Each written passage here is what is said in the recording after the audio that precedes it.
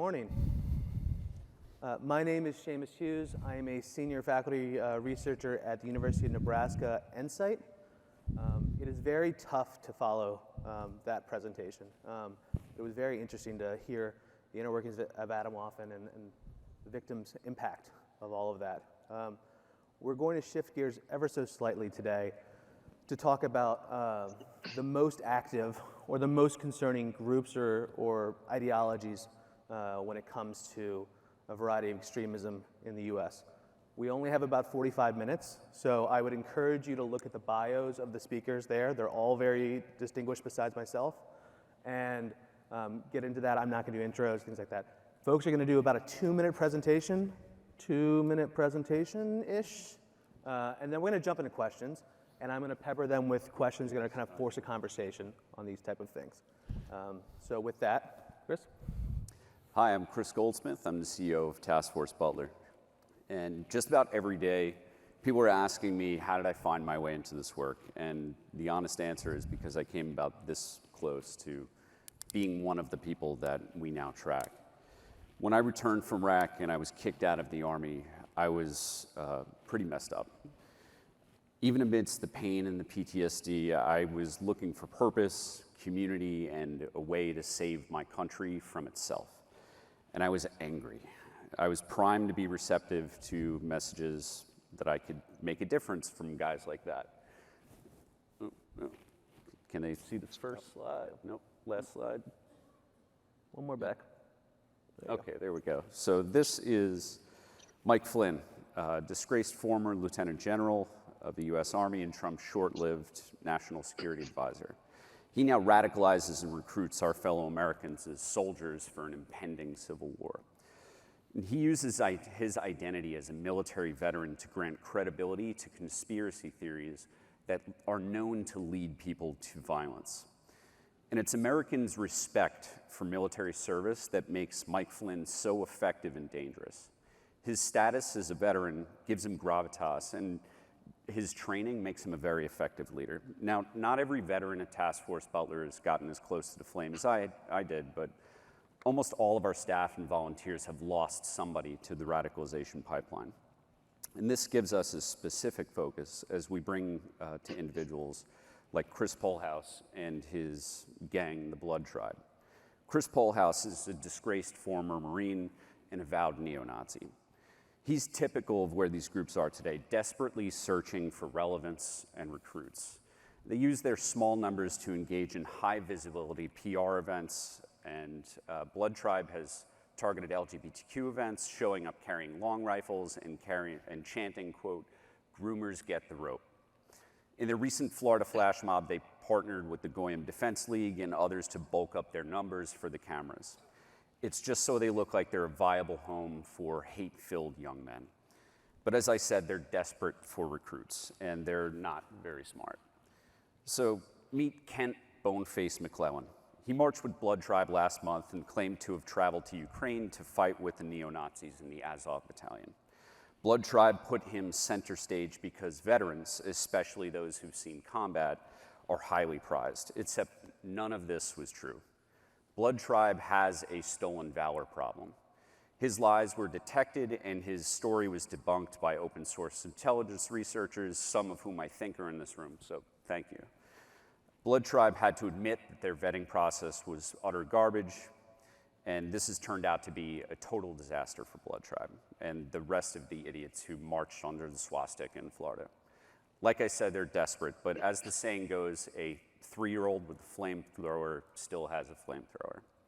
But don't let the sarcasm and mockery confuse you about our intent at Task Force Butler. Blood Tribe are the embodiment of our worst impulses in society.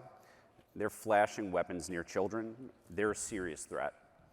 And in dealing with these threats, we recognize and appreciate that there are multiple focuses, approaches, and theories of change. And together, all of us in this room, we're going to do something about it. So thank you to the summit organizers and to Seamus for this opportunity. Thank you very much. We're going to dive into these type of groups and the questions, but is Matt Kriner on Zoom for the tech folks? Matt, you want to go next? Absolutely. Thank you. Let me know when the slides are there, and I can just dive right in.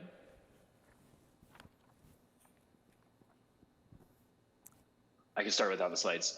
So we talk a lot about the who and what, and at the Accelerationism Research Consortium, we're obviously looking at the cutting edge of those threats within the landscape of violent extremist actors, both in the US and abroad.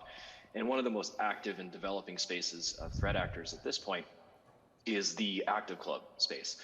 There's a lot of entities that we can evaluate at any given time. Adam Waffen at one point was a dominant brand.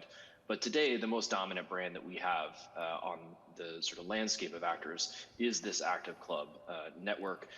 It's associated with a couple of different sub-entities, such as White Nationalism 3.0, more of a branding and campaign than an actual network of groups, and also the Will to Rise, which is a media arm of the active club. And in the top left, you see here actually one of the strategies of active club, which is the discussions with pre-existing extremist groups, such as the Patriot Front. This is the incident of Thomas Rousseau giving an interview with the Will to Rise media representative. And what we've noticed over time is that this active club presence has started to co-opt and subsume other pre-existing groups, such as the Hammerskins, which is down the bottom middle, even has connections to individuals like the Dark Foreigner alias, Andrew McDonald, who was arrested in Canada for his prolific provision of hate speech content and iconography towards Adam Waffen Division, as well as O9A and other accelerationist actors who were very much involved in terrorist activity and plotting. We've also seen them reach out to sort of abstract groups that aren't exactly directly involved with terrorist activities, such as the Wolves of Venland, which is represented in the top right and the bottom left. And what this really tells us overall is that they're heavily connected, and they're doing it in a different way than what we've seen before. They're not recruiting primarily through an out-group hatred. They're more looking at building individuals' pro-social or internal identities towards this notion that it has been pre-existing but has getting a new wrapper or a new face on it now, that white identity is okay, that there's something positive about being white, and that this sort of insular in-group is good to protect and to forcibly resist efforts to demean it from the outside. And what we're starting to see more and more is that as individuals, as you see in the bottom middle here, go and engage in the physical fitness campaigns that active clubs are really well known for, they start to feel better about themselves because they're exercising, they're doing things outside, they're meeting people, as the last panel was talking about, they're looking for identity and social bonds, and they're getting it through the active clubs. So they start to identify those positive emotive feelings internally with the active clubs. And when we've been monitoring a lot of chats and activity of folks talking about what groups they want to be associated with, what brands they want to be associated with, it's very much like a marketing campaign. Most of them are looking around and saying, I really like what the active clubs is doing. I don't have to go out and put myself at legal risk. I can just simply be a part of this group in this club. Next slide, please. But what we're also seeing is there are additional key narratives and mobilizing concepts that are really pernicious and having a huge impact on non-associated individuals, so lone actor perpetrators or individuals that lurk in channels or 4chan boards. And those are these four here, the notion that there's no political solution to the grievances and structural fallacies within our systems today, whether it's your issues with gerontocracy or your concerns over climate change, you may not feel that there's a material political solution to address that.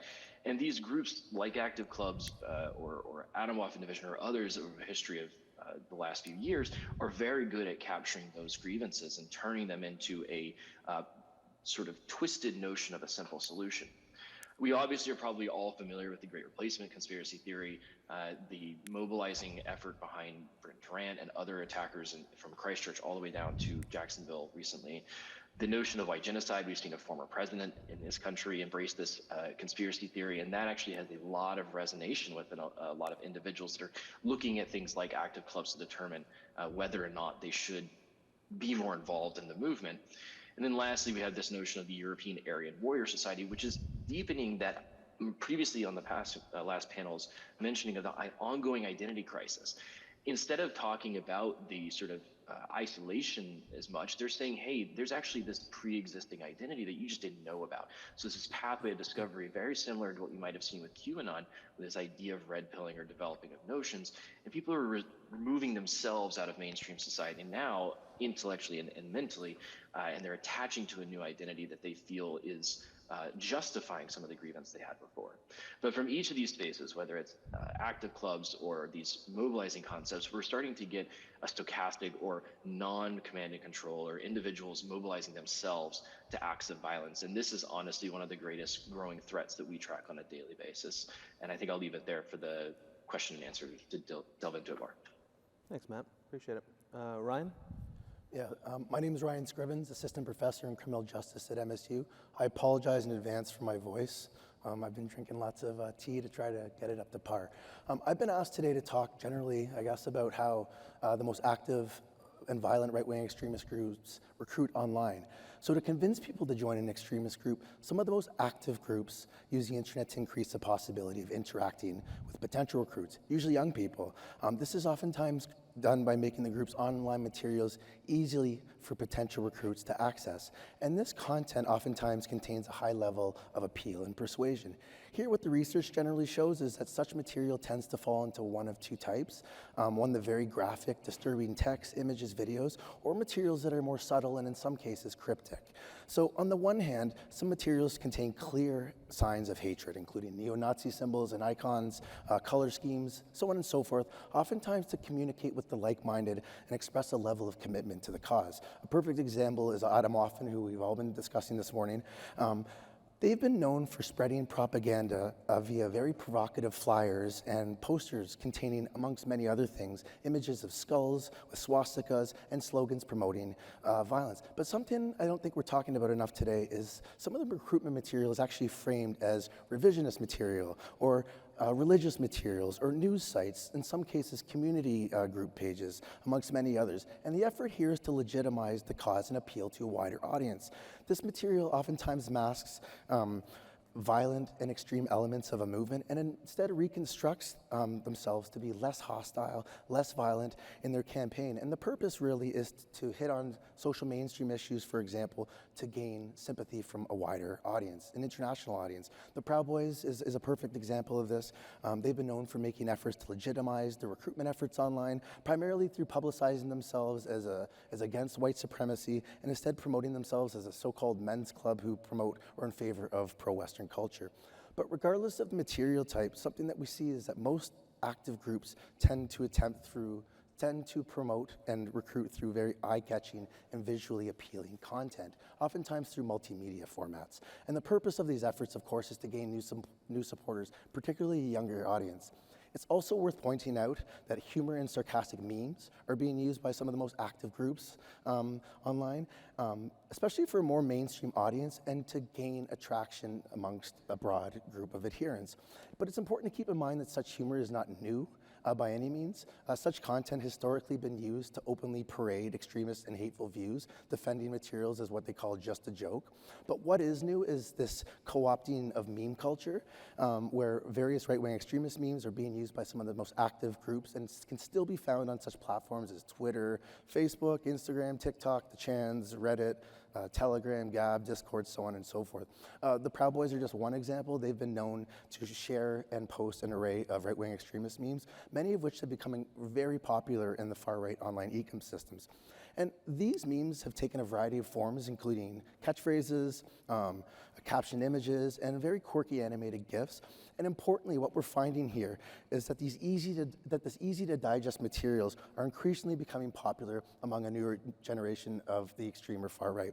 But in wrapping things up, I will close by saying that I think we need to continue to focus on why such propaganda is continually becoming important amongst a younger generation of the far right, as well as whether this type of content, sarcasm and humor, is the future of right-wing extremist recruitment efforts, especially on an international scale. Because I think that doing so will help us try to think of and develop ways of combating such content, whether it's coming from groups or whether it's coming from the movement broadly. Thank you. I like your voice. It's very blues, right? It's very, very mysterious. Thanks for your presentation. Ben. Morning, everyone. My name is Ben Popp. I'm an investigative researcher with the ADL Center on Extremism. Very excited to be here. I just wanted to take a moment to step back a little bit.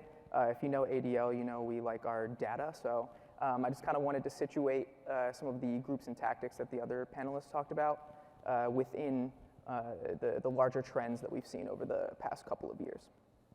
So we put out a report every year called the Murder and Extremism Report, and it is exactly what it sounds like. It's a report detailing, what extremists are doing in terms of acts of violence over the last year. So I wanted to kind of use that to frame some of the discussion here. So really our data shows that right-wing extremism, and more specifically white supremacy, is the leading ideology that's inspiring acts of political violence over the last several years. In 2022, we tracked 25 extremist-related murders, all of which were committed by right-wing extremists. And by the way, I'm going to throw out a lot of numbers here. Don't worry about the specific numbers. I'm really kind of just trying to show the larger trends at play here. So in 2022, as I mentioned, all of these murders were committed by right-wing extremists, but 84% of those were specifically committed by white supremacists. And most of these killings actually came from just 2 incidents, the shootings in Buffalo and in Colorado Springs. While the proportion of white supremacist killings in 2022 was very high, it does fit within the larger trend that we've been seeing over the past decade or so, which is that almost every year, aside from 2016, which was the Pulse nightclub shooting in Orlando, the majority of extremist-related killings came from right-wing extremists and more specifically white supremacists. So when it comes to violent extremism, our focus really does need to be on right-wing spaces and violent white supremacist groups, ideologies, and individuals. Thanks. There actually will be a quiz after this, numbers. It's 25, keep that in your mind. Arie, everyone went over, so you got about 10 seconds. No, I'm just messing with you. You can take as much as you want. Arie will finish up and then we'll jump into questions. Okay, I'll just take 20 minutes, that's fine. Can we get the slides?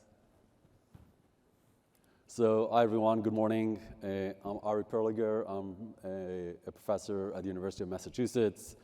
And I'll use the next few minutes in order to challenge an increasingly popular assumption among policymakers, practitioners, and also some scholars that there's some kind of ideological hybridization within the extremist far right. That means that all the different far-right groups, the neo-Nazis, the skinheads, the militias, are all gravitating towards similar ideological narratives, similar ideas, similar language, and so on and so forth. And like many assumptions in our field, they are being popularized without actually looking at data or without actually trying to test them. So my research team at UMass and also with some colleagues from the Development Services Group, we really wanted to test this hypothesis, and if indeed we do see this kind of ideological convergence.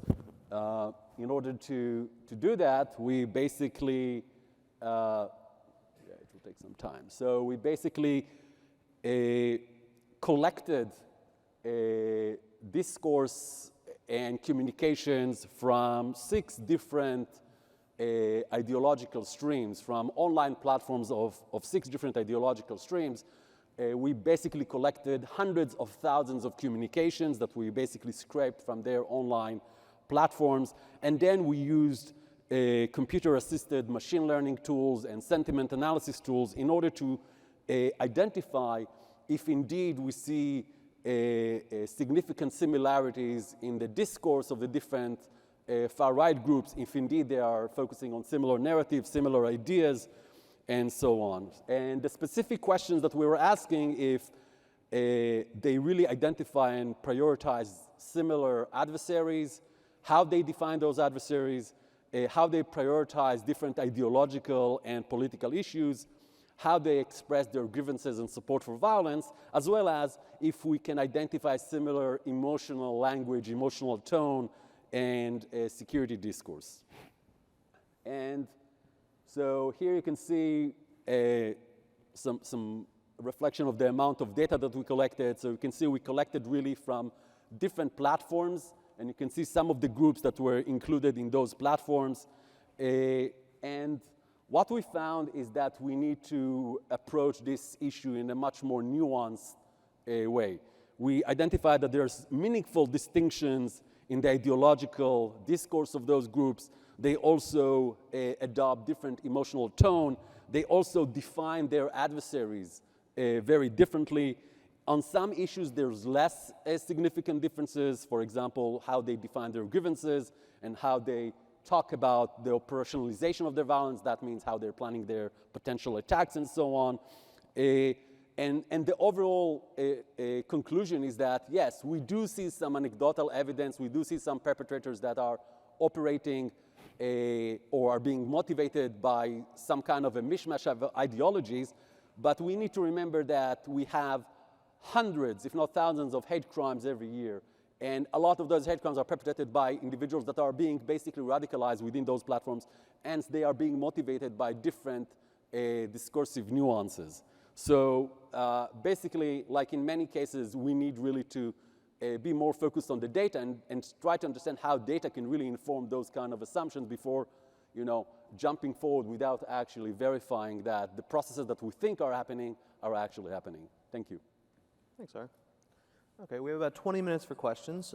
So I have two sets of questions. I have nice questions that I ask my friends, and I have contrarian questions that I ask people that I'm trying to start a conversation with. I think I'm going to skip the nice and go straight to contrarian just to try to bolster some bit of a conversation. Chris, you showed Boneface, that gentleman with the lovely tattoos. There's this kind of discussion of whether naming and shaming or doxing these individuals and adding a societal cost to join these organizations will reduce recruitment numbers for those individuals. Conversely, you could think about it, does it mean when we name and shame, we don't give these guys an exit plan, right? Yeah.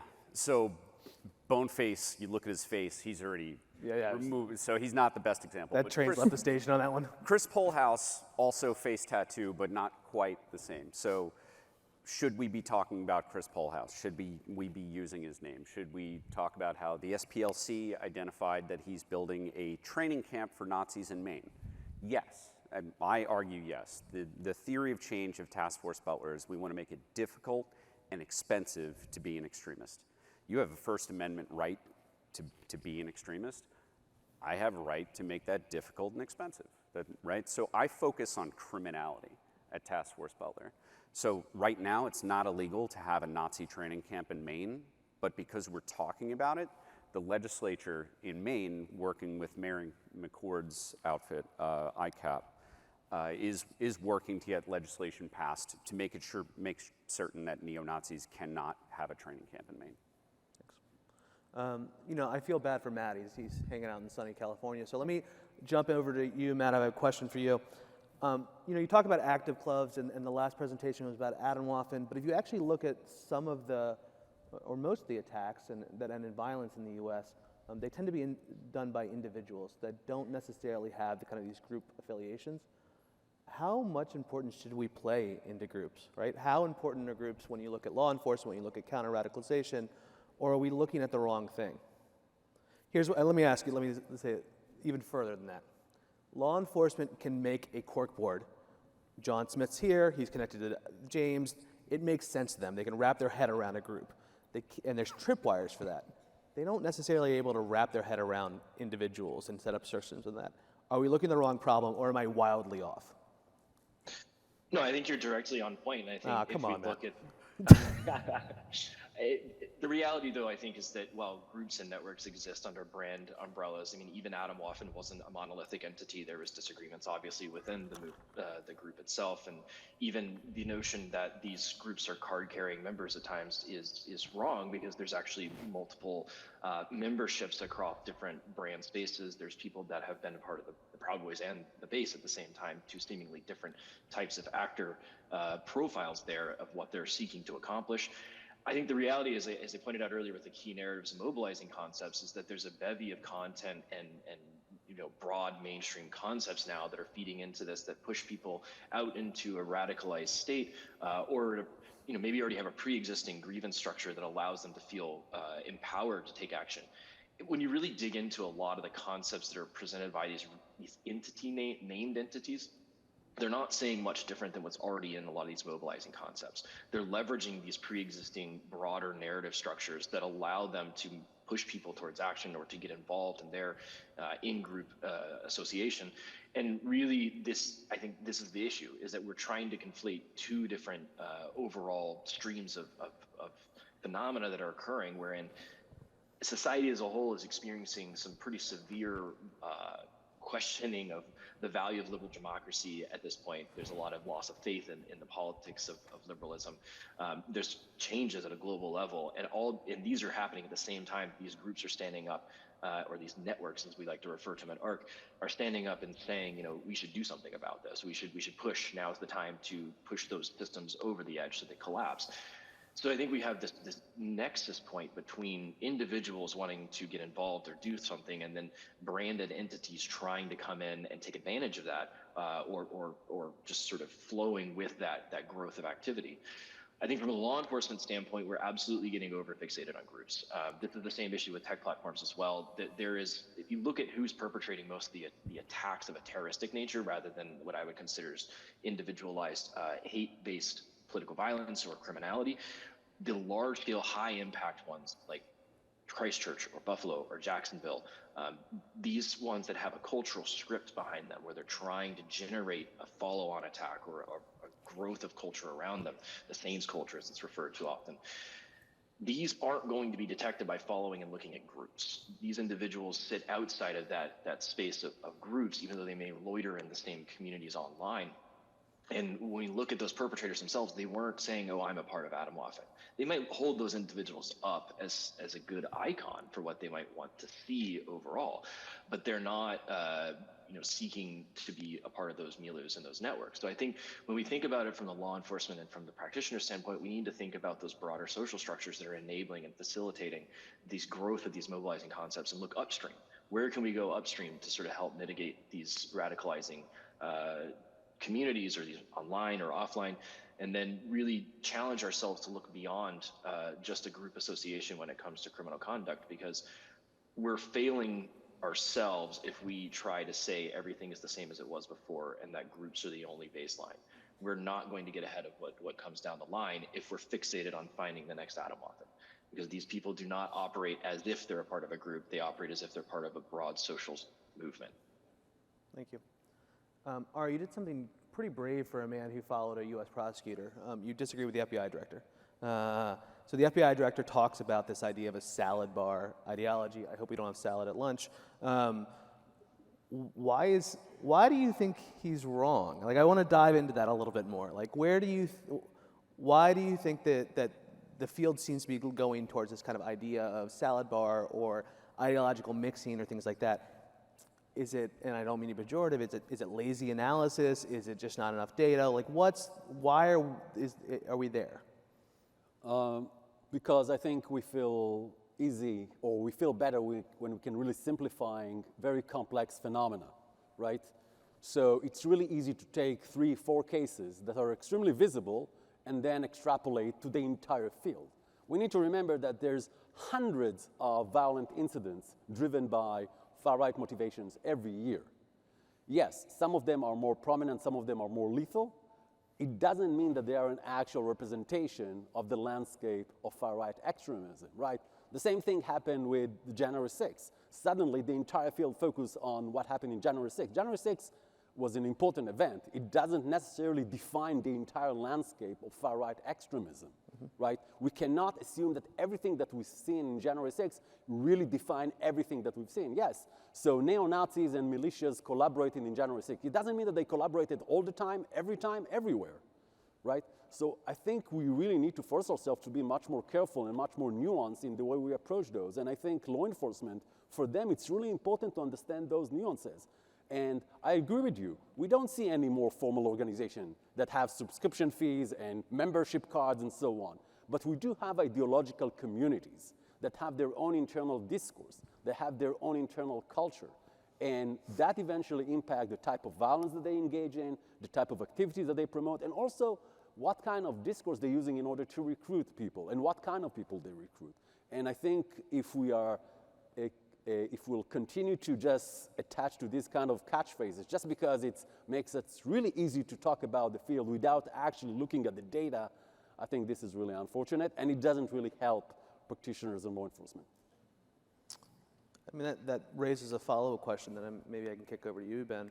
You know, you can splice data 6 ways to Sunday and get whatever kind of result or policy recommendation you want to make when it looks at extremism. So the question then becomes, what data is actually useful when it comes to making policy recommendations, doing counter-radicalization programs, that type of thing? Sure.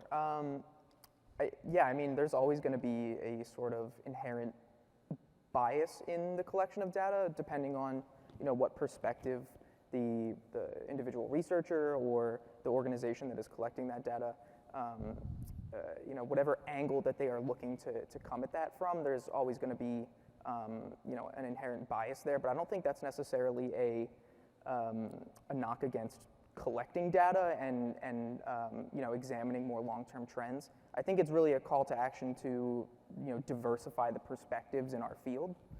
We need to get as many voices involved as possible because I think everybody has a sort of an angle or a community that, you know, is affected by extremism, and so you know, the more diverse voices that we can bring into the field, the better, and that's always going to create, you know, more ways at looking at data, seeing new trends, and just getting a better understanding of the extremist landscape. And Ryan, I haven't forgot about you, I promise. I was just giving your voice a chance to rest. Let's talk about the internet, right? 5 years ago, everyone was very worried about extremist content on the mainstream platforms. It's going to radicalize our kids. Everyone's looking at it, that type of thing. It's largely fractured now, right? You've got more and more niche platforms, whether it be Telegram or 4chan or things like that. They've always been there, but they're starting to build up. The more overt extremist groups are largely getting kicked off, well, most of the platforms, the most part. You know, isn't that a good thing, right? If the numbers are going down, you're just having kind of a circle of very small folks. You're not getting the random kid in Indiana who's going to come across a Telegram channel for this. Isn't that a good thing? Or actually, is it bad because there's no dissenting voices in those channels? Yeah, I mean, that's a really tough question. What I will say is that what the research shows is that takedown efforts actually do what they're supposed to do. They disperse people, and it becomes a lot more difficult for them to try to create a large community like they had before, where my kids, for example, could view the content. I don't believe that extremist content should be on mainstream platforms by any means. And I don't necessarily... You're not pro-extremism content? Pardon me? You're not pro-extremism content? No. No, okay. And I'm not in favor of this content being on fringe platforms, but I'm more in favor of being on fringe platforms than on mainstream platforms. And I guess maybe I'm being selfish as a researcher. If I go to these spaces, for example, and law enforcement go into these spaces, they can kind of get a sense of the dynamics in there, the key players, that kind of thing. Regardless of whether we're continuing to take down different platforms, different ones are going to continue to emerge. But I think we need to do our best, as one of my colleagues, J.M. Berger, has said, to contain the content, perhaps to a few fringe spaces. Because what the research shows is that it's a lot more difficult for our children, for example, to gain access to these spaces, or at least come across the content during their searches of the internet. All right, well, Chris, we've talked a little bit about the threat, but let's talk about solutions ever so slightly. You know, many of these groups are kind of insular in nature, obviously, if you're an extremist. So government efforts, they'll probably be kind of quickly dismissed. Some non-governmental efforts are good, but they're a bit hard to figure out where it works. I'm interested in seeing what your thoughts are on effective strategies to stem recruitment. And then, again, let's just be contrarian for the sake of it. The numbers are relatively small, right? Can't we arrest our way out of this problem? Do we need to be throwing money at counter-radicalization or counter-extremism programs?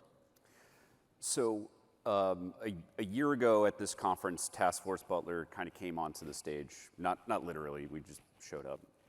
We introduced our first report, Project Blacklisted, which was a deep dive into Patriot Front, partially informed by my own infiltration of the organization, being a member for a few months. Getting to understand the culture helped me understand that there are interstate conspiracy theories, criminal conspiracies behind every sticker that goes up. Every sticker that goes up in every neighborhood around this country, put up by Patriot Front, was bought and paid for from one Thomas Rousseau in Texas, who's definitely not paying taxes on his store that he's been running for years now. So I think that our highlighting of those pieces of criminality, opens up opportunities for law enforcement, but that report also focused on 3 criminal conspiracies in Boston, Philadelphia, and Coeur d'Alene, where they showed up with an intent to seek out confrontations, to beat up people of color in the LGBTQ community, 2 times of which they did get away with it until recent lawsuits. So right now, they think that they can go hide, but as soon as Thomas Rousseau shows up, either at a courthouse or getting stopped at a red light, because of the civil actions and his no-show in Coeur d'Alene, next time he gets picked up by the cops, he's going away for a bit. And that's going to slow down the movement. And without that one Thomas Rousseau selling stickers, Patriot Front, the pyramid scheme, collapses. Great. Matt, maybe you can jump in a little bit of what you think. What do you think works when it comes to stemming recruitment in these movements in the U.S.? Yeah, I'm a big proponent of working within the systems that we have to push the surface playing field there to the margins. I know it's a contentious argument, and I do believe that deplatforming out of the mainstream spaces is effective.